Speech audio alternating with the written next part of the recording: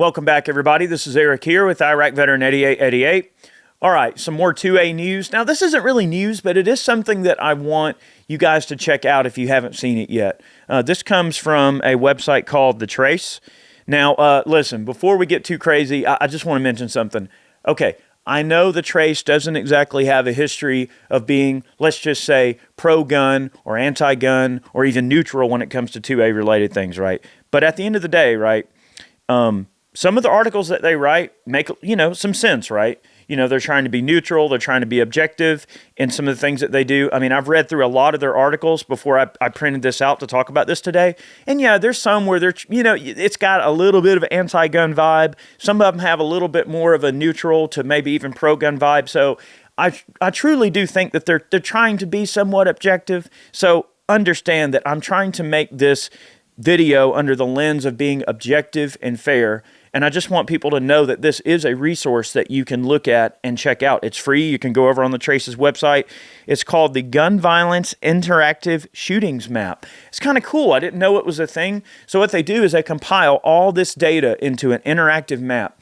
And you can literally just go on there. You can search by city. You can search by state. You can just do like a free roaming, like select tour and just slide in and out and check out all the little areas. And what is unique about it is that not only does it list the type of shooting, like whether it was a fatality or it was non-fatal, they have different things like, accidental, officer involved, that sort of thing. So you can really lay it out in a wide variety of different metrics that you can go through and choose and really dial in what you want to see. So the thing is, you look at these last couple of years and how, let's just say, the Second Amendment community has grown in leaps and bounds, and there's a heck of a lot of different people getting into guns, right? I mean, look at the varying and wide-ranging amount of demographics in terms of the different types of people that are getting into self-protection. And that's a great thing, right? It's the more people we have armed, the better. And armed society is a polite society. We say it all the time, but it's true, right? You want more people armed so they can be a first responder if something bad happens. I believe that people are truly and honestly, intrinsically good and want to do the right thing if given the opportunity. Terrible situations challenge us. It brings out the best and the worst in people. And a challenging situation such as a life and death environment where someone is trying to hurt somebody and you have a way to, if you're lucky enough to be able to intervene in a way that helps save the day or whatever the case may be, or even if it's just self-preservation, you're worried about someone hurting your family, you're worried about someone hurting you, right? And you defend yourself. That is the goal and the reason for the Second Amendment is for us to protect ourselves. So it's normal to want to arm yourself and protect yourself. We've preached that for years. And of course, I'm preaching to the choir for many of you. Now, some folks that are tuning in, may not understand. Okay, yeah, like just because you look at these metrics, it's really interesting to see, where these shootings and everything occur and what type of places they occur. And what's crazy is you can compare this map with the interactive shootings map. You can actually compare this map to like political districts. All right, now we're getting somewhere. Okay, now look, this I'm not trying to call anyone out here. I mean, this is just literally, these are facts. This is statistics. This is reality. There's no running from it. There's no hiding it. Like, it is what it is. Facts are what they are. Statistics are what they are. You can talk about it all day long, but at the end of the day, lines on a map are lines on a map, and dots on a map are dots on a map. So it looks kind of like this. You pull it up, and it's got little dots all over the map.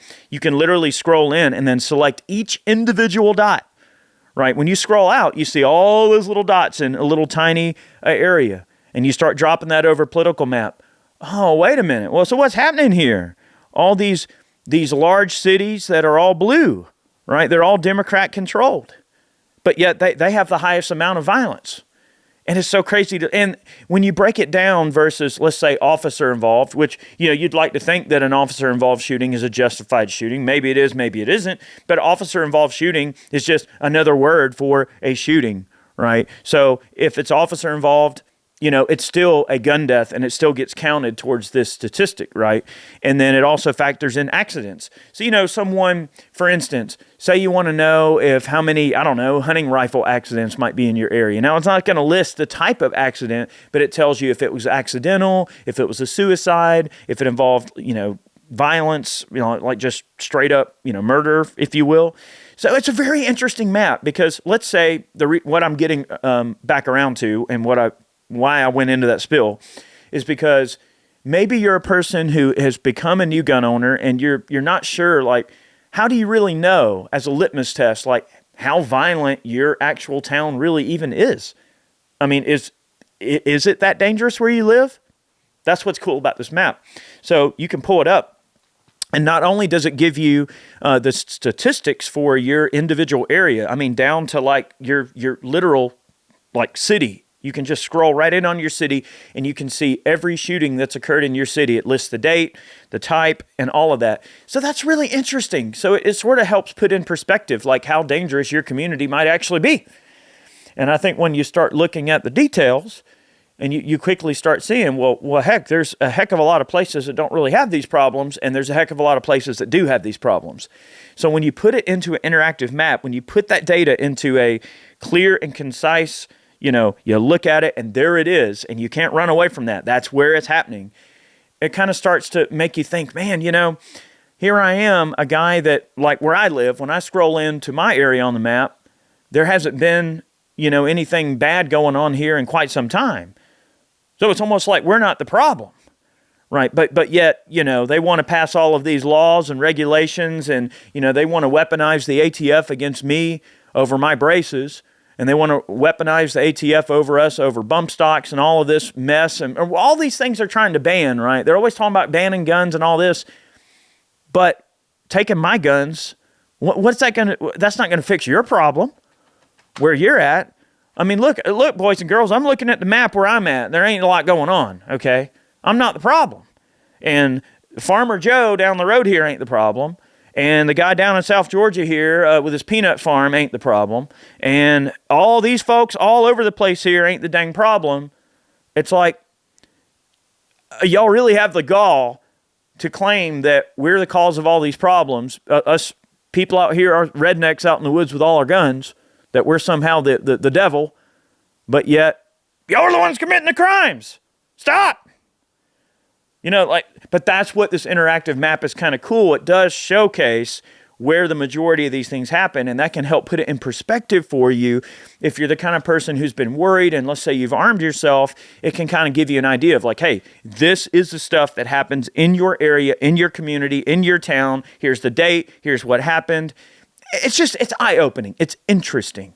It can give you a better idea of how dangerous the city you live in may or may not actually be. You might actually live somewhere that's relatively safe.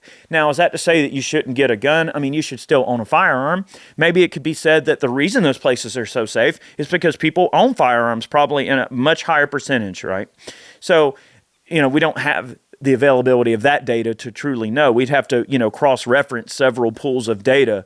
Like, for instance, let's just say like districts, right? If we were to, pool all of this together by district, by political affiliation, and then by gun ownership percentage, by demographic. I mean, there's all these different demographics that you can apply to this map and overlay everything.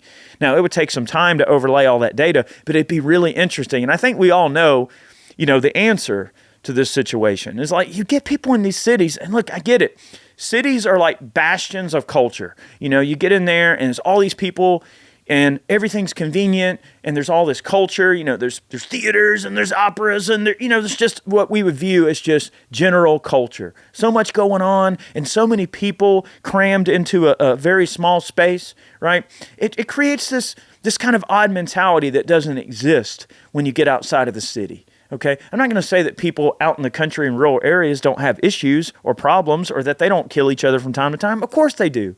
Human beings are complicated, right? And yeah, we can be fickle creatures at the end of the day, right?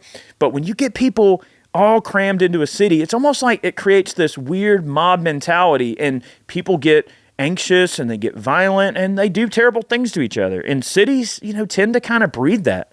That's not to say that it's politically driven as to, well, if you live in a large city, chances are it's Democrat-controlled city, and that, because it's a Democrat-controlled city, that's why there's gun violence. I'm not saying that. I'm just saying eventually you can't, you have to have your own house in order before you go trying to order my house around. And I guess that's what I'm trying to say.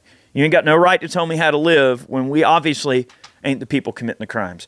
Go check it out. I'll put a link in the description box below. It's over on the trace.org gun violence interactive shootings map. Really cool. Something worth checking out. It's good data. It's just gives you a bit of a basis to go on. So I wanted to make this quick video just to tell you that was a thing. I thought it was kind of cool. Check it out. Let me know what you think. Go down in the comment section below and leave some comments. Let me know what you think about it. And we'll see where the conversation leads. Maybe we'll revisit this in a few weeks or maybe a month later down the road. Have yourselves a great day. Thanks for tuning in. Have a great week. Big thank you to all of our Patreon supporters. You guys are amazing. So thank you for being a part of what we do. I mean that from the bottom of my heart. Also, if you want to support the channel directly, go over to Ballistic Ink and pick yourself up a snazzy new t-shirt. That is also one way that you can support our channel directly if you wish to. Have a good one. Many more on the way. We'll see you soon.